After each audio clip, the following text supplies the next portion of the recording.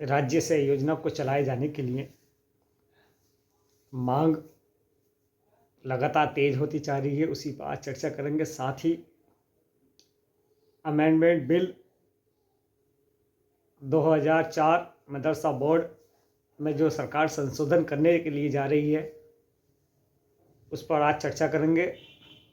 साथ ही आज बात करेंगे साथियों, जो सरकार के खिलाफ नारेबाजी कर कर योजना को धराशायी करने में लगे हुए हैं, और साथ ही एक अहम बिंदु जो पिछले 8 महीने से लंबित इलाहाबाद हाई कोर्ट में मुकदमा विचाराधीन है, उस पर भी आज बात करेंगे साथियों। वीडियो में अंत तक बने रहें, और जो साथी चैनल पर नए हैं चैनल को सब्सक्राइब ज़रूर कर लें। साथियों, जैसे कि मैंने पहले ही बताया था कि माननीय सर्वोच्च न्यायालय की गाइडलाइंस जिस वक्त ये मुकदमा विचाराधीन था कि इसमें राज्य सरकार द्वारा और मिनिस्ट्री ऑफ माइनॉरिटी अफेयर द्वारा अपना हल्फनामा देकर मदरसा आधुनिकीकरण योजना के बारे में अवगत कराया गया था, लेकिन कुछ साथी इसको मानने के लिए तैयार नहीं थे। लेकिन जब आदेश आया और पैराग्राफ 4 और 5 में मदरसा आधुनिकीकरण योजना के बारे में जिक्र किया गया, साथियों मैंने फिर एक बात और स्पष्ट की थी कि उत्तर प्रदेश का मदरसा एक्ट, उसमें अमेंडमेंट होने के लिए जा रहा है, संशोधन होने के लिए जा रहा है। तो साथियों, कुछ नेताओं ने इसका बायकॉट किया और बोले कि ये नई सूचना है, ये इस तरह का कोई मामला नहीं है। लेकिन आज फिर ये बात स्पष्ट हो गई साथियों कि मदरसा एक्ट में संशोधन होने के लिए जा रहा है।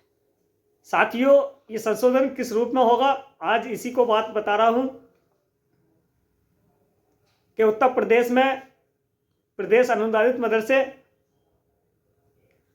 प्रदेश में मान्यता स्थायी मदरसे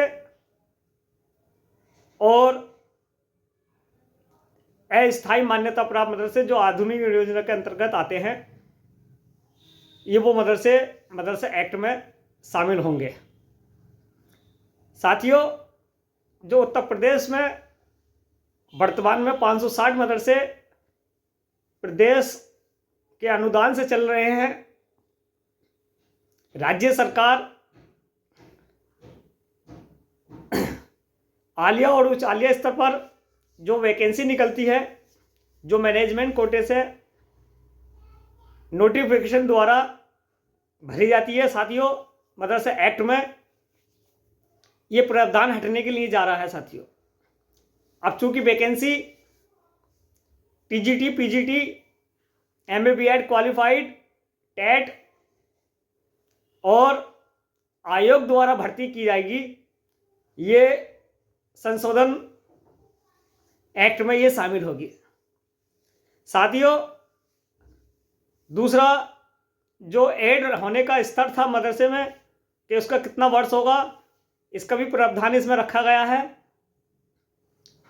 और तीसरी अहम चीज साथियों ये है, जो स्थायी मान्यता प्राप्त है मदरसे हैं, जो लगभग 3834 मदरसे हैं, उनकी फंडिंग कहाँ से होती है?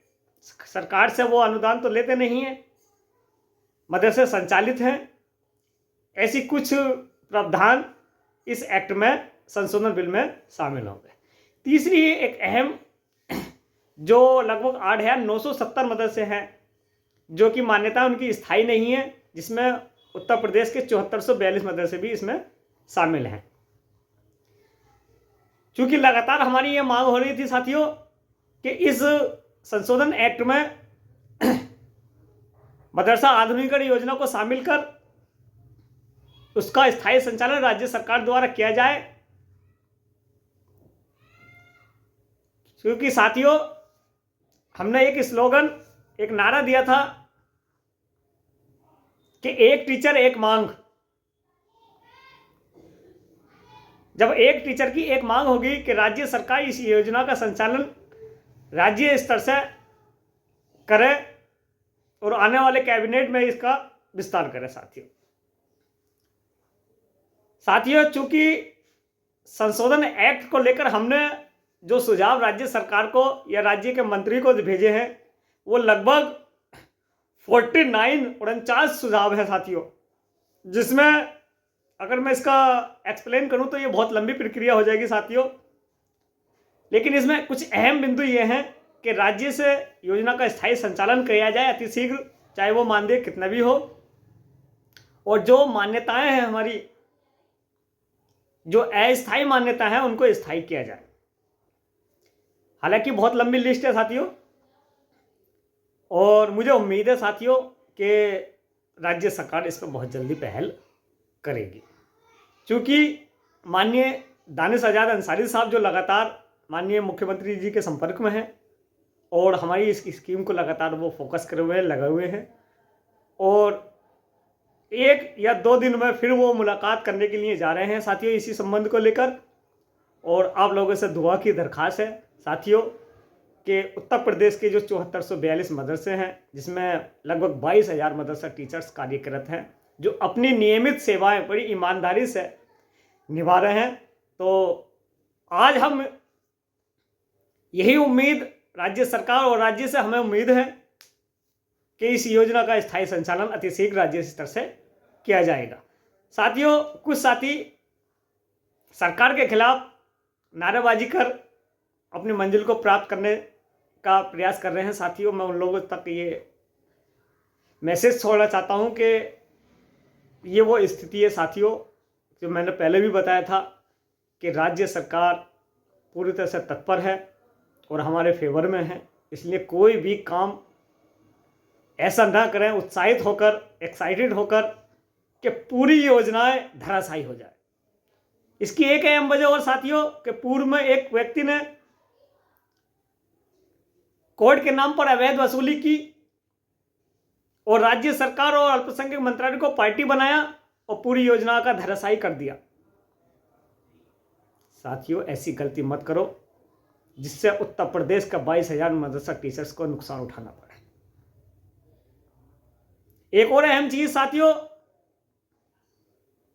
जो पिछले 8 महीने से हाईकोर्ट में लंबित फाइल रिव्यू पिटीशन पड़ी है, काफी टीचर्स के फोन आने के बाद उन्होंने कहा कि इसमें तो 2.5% टीचर शामिल हैं, इसका सीधा लाभ हमें नहीं मिल पाएगा। साथियों, इनके लिए मैं आपको लोगों तक बता दूं कि पूर्व में हमने पिछले सप्ताह एक हल्फनामा रिट संख्या 124 में शामिल कराया और तमाम याचिकाकर्ताएं जो इसमें शामिल थे उन लोगों से भी बात हुई तो उन्होंने कहा कि हमें इस पर कोई ऑब्जेक्शन नहीं है, इसका सीधा लाभ उत्तर प्रदेश के 22,000 मदरसा टीचर्स को मिलना चाहिए।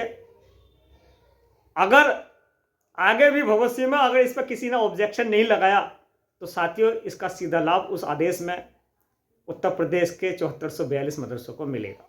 आप लोगों से दुआ की दरख्वास्त है, आप अपना कीमती वक्त, अपना पैसा, अपना समय बचा कर रखिए, अपने परिवार, अपने मदरसों को मोटिवेशन कीजिए, गाइड कीजिए, डेवलपमेंट कीजिए और किसी की भी बहकावे में मत आइए साथियों, क्योंकि ये वक्त लीगल लड़ाई लड़ने का है और उस मंजिल तक हम पहुंच चुके हैं साथियों।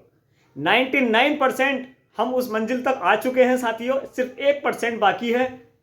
अगर 1% आपका काम अगर बिगड़ गया तो ये पूरा उत्तर प्रदेश का 22,000 टीचर्स पूरी तरह से मायूस हो जाएगा साथियों। इसलिए आप लोगों से गुजारिश है कि कोई भी काम ऐसा ना करें और मुझे विश्वास है कि योजना का स्थायी संचालन राज्य सरकार द्वारा अति शीघ्र किया जाएगा और इसको कैबिनेट में